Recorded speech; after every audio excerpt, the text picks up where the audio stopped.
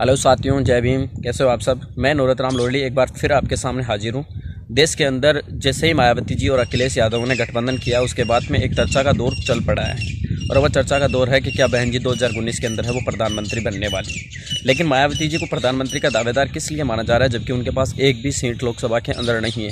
और उनका प्लान क्या है कि टीवी चैनल उनके ऊपर है वो डिबेट करने के लिए मजबूर हो रखे हैं। इस प्लान के बारे में मायावती जी के अलावा वैसे तो कोई नहीं जानता, लेकिन फिर भी मीडिया विश्लेषकों और हमारी जिन लोगों से बातचीत हुई है, हमने सारा विश्लेषण करने के बाद में है वो जिन शीर्षों के बारे में आंकड़ा जुटाया कि किस आंकड़े की तरफ से है वो बहन जी प्रधानमंत्री बनने की तरफ बढ़ रही है और किस प्रकार है वो बढ़ रही है, उनके मैं कई चीज़ों के सवाल के जवाब आपको देना चाहता हूँ।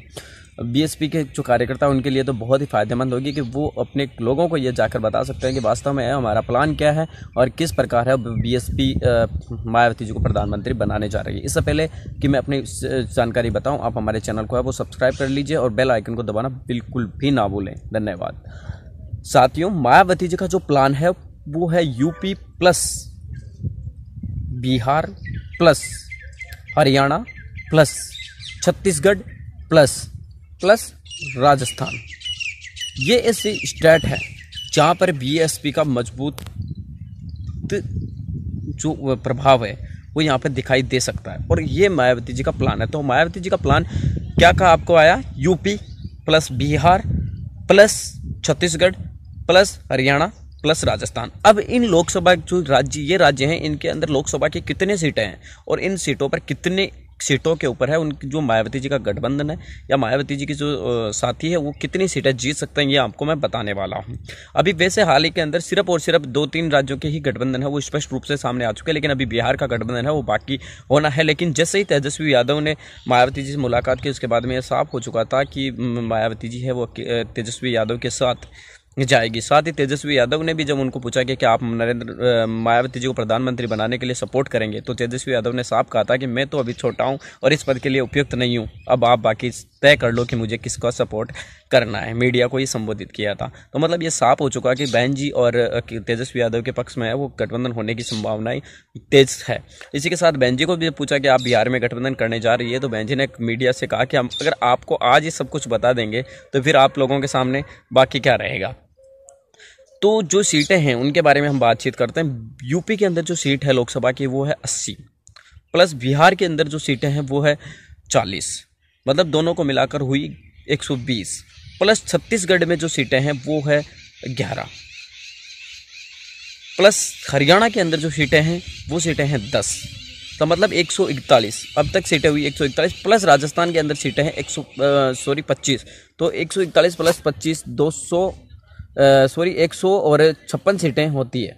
156 सीटों के अंदर बीएसपी जीतने की कगार पे कहा है। हम सर्वे के अनुसार बता रहे हैं, हम नहीं अपने आंकड़े के अनुसार नहीं दर्ज बता रहे। बीएसपी का कार्यकर्ता होने के नाते तो हम अपनी बता सकते, लेकिन आंकड़ों के अनुसार बताते हैं कि गठबंधन होने के बाद में एबीपी न्यूज के सर्वे ने बताया कि यूपी के अंदर है गठबंधन है वो 70 सीटें जीत सकता है, मतलब 70 सीटें बीएसपी की और सपा की यहाँ पे आती है।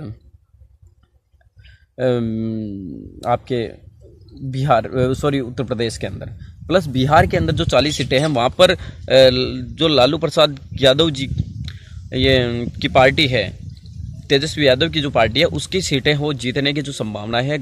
एबीपी न्यूज़ के ही सर्वे के अनुसार उन्होंने 40 के अंदर से 22 सीटें बताई थी और बाकी सीटें हैं वो कांग्रेस 2 सीटों पर जीत सकती है और जैसे करके और बहन जी और मतलब तेजस्वी यादव का गठबंधन होता है तो यहाँ पर वो सीटें जीतने की स्थिति है वो 27 पहुँचती है।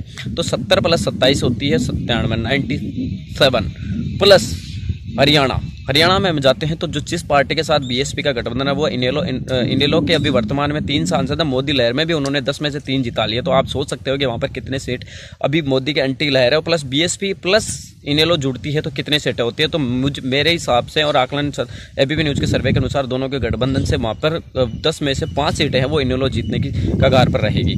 तो 100 के साथ 5 जोड़ 97 के प्लस में 5 करते हैं तो 102 सीट होती है।